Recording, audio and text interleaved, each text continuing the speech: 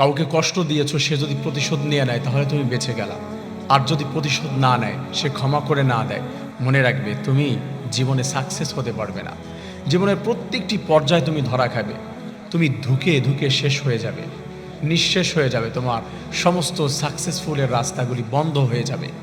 যদি তোমাকে সে প্রতিশোধ নিয়ে নেয় তাহলে তো 50-50 হয়ে গিয়েছে। তুমি তাকে কষ্ট দিয়েছো, ঠকিয়েছো, ব্যথা দিয়েছো, সেও তোমাকে দিয়ে দিয়েছে, এনাফ, যথেষ্ট। আর যদি সে প্রতিশোধ নিয়ে না নেয়, যদি ক্ষমা করে না দেয়, মনে রাখবে আল্লাহ তাআলা বলেছেন আমি এখানে ইন্টারফেয়ার করব না, আমি আল্লাহ তাআলা ক্ষমা করব না, আমি ছেড়ে দিব না।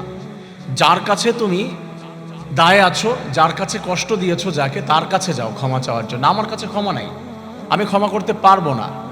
যাকে ব্যথা দিয়েছো, যাকে কষ্ট দিয়েছো, যাকে তুমি তিল তিল করে শেষ করে দিয়েছো, সে যদি ক্ষমা না করে আমি ইন্টারফেয়ার করব না। আল্লাহ এটাই বলেছেন, দুনিয়াতে না আখেরাতে, কোথাও আল্লাহ তাআলা ক্ষমা করবে না। আল্লাহ তাআলা বলছে তার কাছে যাও, সে যদি ক্ষমা করে দেয় তাহলে আমার কোনো আপত্তি নাই। আর যদি সে ক্ষমা করে না দেয়, প্রতিশোধ না নেয়, তাহলে মনে রাখবে তুমি সাকসেস হতে পারবে না। যেইখানে যাবে সেইখানে ধরা খাবে। প্রত্যেকটি পর্যায়ে আল্লাহ তাআলা ধ্বংস করে দিবে এবং তার বদদোয়াটা তোমার সারা জীবন লাইফের সাথে লেগে থাকবে। ইভেন তুমি না, তোমার পরিবারের, তোমার ঔরস জাত থেকে যারা আসবে, তোমার সন্তান সন্ততি, তোমার স্ত্রী, তোমার হাজব্যান্ড, তোমার যে আসুক, তোমার অধীনে যারা থাকবে, একটা এফেক্ট তাদের লাইফে এটা পড়বে।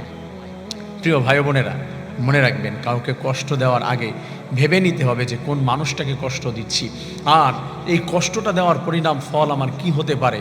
সে যদি ক্ষমা করে না দেয়, খবর আছে। এই জন্য আমরা কাউকে কষ্ট দেওয়া থেকে দূরে থাকবো। আল্লাহ রাব্বুল আলামিন বলেছেন তোমরা মানুষের প্রতি ইহসান করো, মানুষের প্রতি দয়া করো, মানুষকে কষ্ট দিও না। আল্লাহ নিজেই কোনো মানুষের প্রতি জুলুম করে না, সে কাউকে কখনো ঠকায় না। অতএব আল্লাহ তাআলা নিজেই বলেছে কাউকে ঠকায়ও না, মানুষের প্রতি ইহসান করো। আল্লাহ কি বলছেন?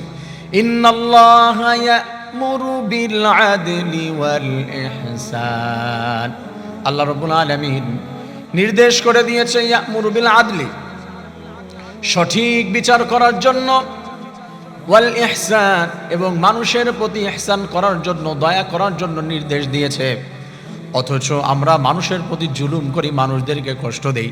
রব্বুল আলামিন বলেছে কেউ যদি কাউকে কষ্ট দেয়, কেউ কাউকে ঠকায়, কেউ কোনো প্রকারের মানুষদেরকে কোনো দিক দিয়ে জুলুম করেছে, সে যদি ক্ষমা করে না দেয়, তাহলে ওই জালিম, ওই চিটার, ওই যে প্রতারক, তাকে আল্লাহ রব্বুল আলামিন কখনোই ক্ষমা করেন না। এজন্য আমাদের যে ব্যক্তিকে কষ্ট দিয়েছি, ঠকিয়েছি, তার কাছ থেকে ক্ষমা নিয়ে নিতে হবে। আল্লাহ রব্বুল আলামিন আমাদের সবাইকে তৌফিক দান করুন, আমিন।